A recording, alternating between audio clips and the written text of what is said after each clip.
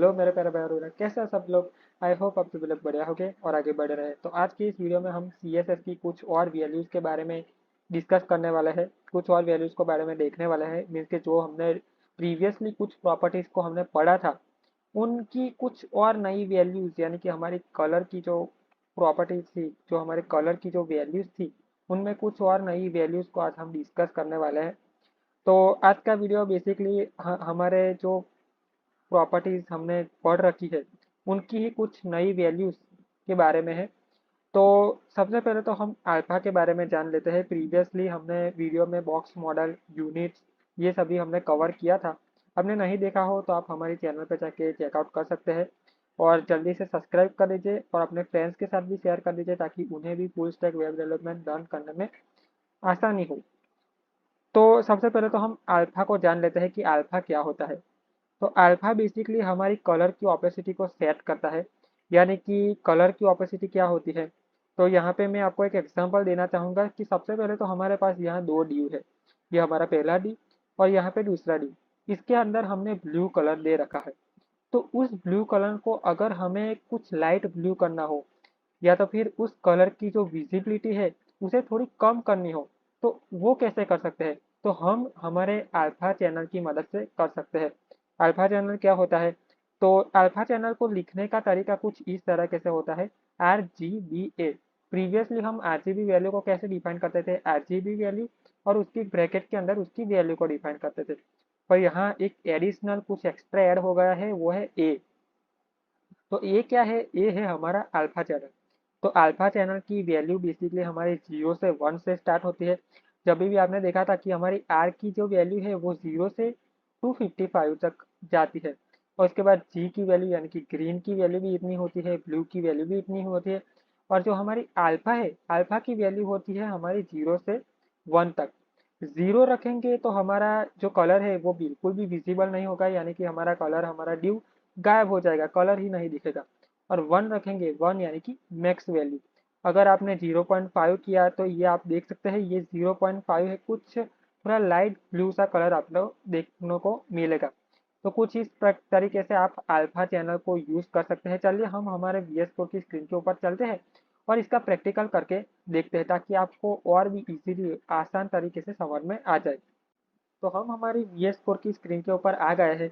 तो सबसे पहले तो मैं यहाँ पे एक ड्यू क्रिएट कर देता हूँ ताकि हम हमारे अल्फा की वैल्यू सेट कर पाए इस ड्यू के ऊपर। तो हमने एक ड्यू क्रिएट कर दिया है और अब हम style dot C S S में चलते हैं और यहाँ पे जो हमारी प्रीवियसली थोड़ी सी CSS है उसे हम निकाल देते हैं और नए तरीके से हम लिखना स्टार्ट करते हैं। तो सबसे पहले तो हमारा जो ड्यू है, ड्यू की हम हाइट को दे देते हैं, हम सपोज 200 पिक्सल दे देते हैं, मीन्स 200 पिक्सल दे देते हैं।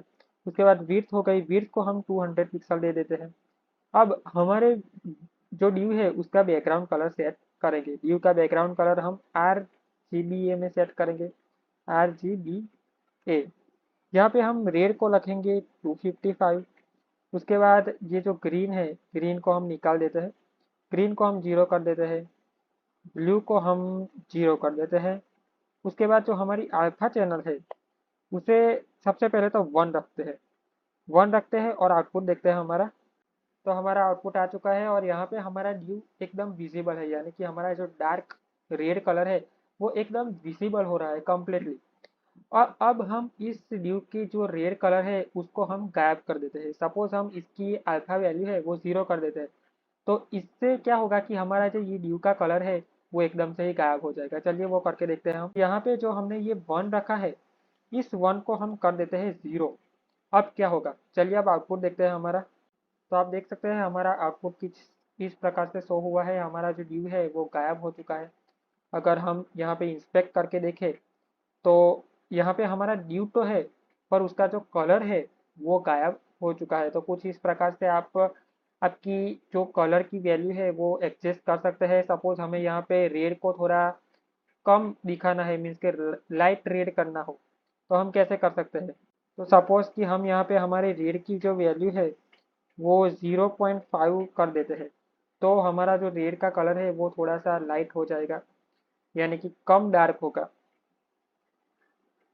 तो आप यहाँ पे देख सकते हैं हमारे कलर की जो ऑपेसिटी है, जो हमारी विजिबिलिटी है वो थोड़ी सी लाइट हो चुकी है।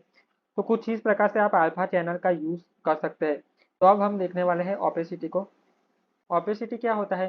बेसिकली हम अल्फा चैनल में क्या कर सकते हैं, अल्फा चैनल में हम हमारे जो कलर होता है, यानी कि सपोज हमारा बैकग्राउंड कलर हो गया, टेक्स्ट कलर हो गया, आरजीबी वैल्यू के अंदर हम ओपेसिटी को डिफाइन करते थे, यानी कि हमारा जो कलर है वो कितना विजिबल होगा और कितना नहीं।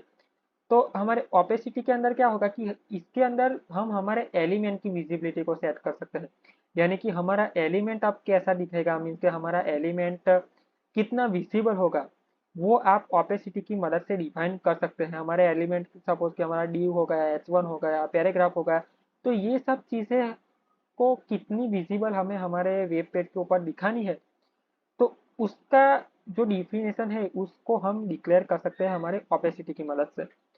तो ओपेसिटी की वैल्यू हमारे अल्फा चैनल के मुजब ही मीन्स के इसके तरह ही सेट होती है, 0 से 1 से लेके हम हमारी ओपेसिटी की वैल्यू डिफाइन कर सकते हैं। 0 यानी कि बिल्कुल हिडन हो जाएगा, मीन्स गायब हो जाएगा हमारा एलिमेंट, और 1 यानी कि मैक्स टू मैक्स दिखेगा हमें, और 0.5 0.7 वो सब हम करें तो हमारा जो एलिमेंट है वो थोड़ा सा कम विजिबल होगा हमारे वेब पेज के अंदर। तो चलिए आप देखते हैं हम। तो सबसे पहले तो हम हमारे VS कोड के अंदर क्या करते हैं, एक दूसरा ड्यू को क्रिएट कर देते हैं। हम यहाँ पे एक दूसरे ड्यू को क्रिएट कर देते हैं और उसके अंदर हम हमारे H1 हेडिंग को एक डिफाइन कर देंगे। H1 हेडिंग को डिफाइन कर देते हैं, हेलो लिख देते हैं हम यहाँ पे, और उसके बाद एक बटन को भी क्रिएट कर देते हैं। यहाँ पे एक बटन क्लिक मी वैल्यू डिफाइन कर देते हैं। हाँ, अब चलिए हम इसके ऊपर ओपेसिटी को डिफाइन करके देखते हैं। ये हमारा ड्यू 1 है, तो हम क्या करेंगे, इसको एक आईडी दे देते हैं हम इस ड्यू को हम आईडी दे देते हैं ओपेसिटी। इसकी हमने आईडी दे दी। अब इसी आईडी के ऊपर हम सेट करने वाले हैं हमारी CSS को। तो आईडी को डिफाइन करने के लिए हैशटैग का यूज होता है, आपने प्रीवियसली पढ़ा ही है हमारे वीडियो के अंदर। ओपेसिटी यहाँ पे हम हाइट और विड्थ सेम टू सेम दे देते हैं, इसको ही कॉपी कर देते हैं हम, मैं थोड़ा सा आलसी हूँ इसलिए हम इसको ही कॉपी कर देते हैं। उसके बाद हम यहाँ पे इसको निकाल देते हैं, इसको 1 कर देते हैं ताकि वो मैक्स हमें दिखाई दे।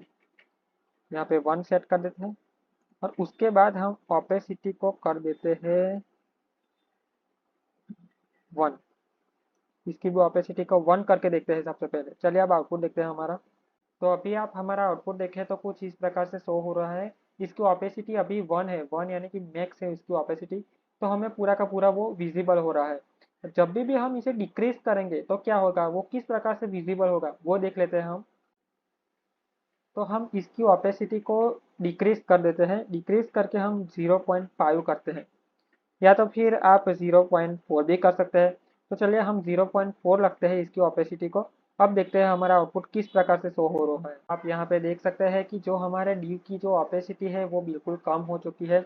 यहाँ पे आप देख सकते हैं कि इसकी CSS भी कम हो गई है, उस एलिमेंट की भी ओपेसिटी को कम कर दिया है, और यहाँ पे हमारी बटन की ओपेसिटी को भी कम हो गई है। तो कुछ इस प्रकार से आप ओपेसिटी को डिफाइन कर सकते हैं। तो आई होप दोस्तों आपको इस वीडियो में हमारी ओपेसिटी प्रॉपर्टी समझ में आ गई होगी। आपको अच्छा लगा हो वीडियो तो लाइक ज़रूर कर दीजिएगा और सब्सक्राइब कर दीजिए ताकि आप भी हमारे साथ फुल स्टैक वेब डेवलपमेंट की जर्नी में जुड़ सकें।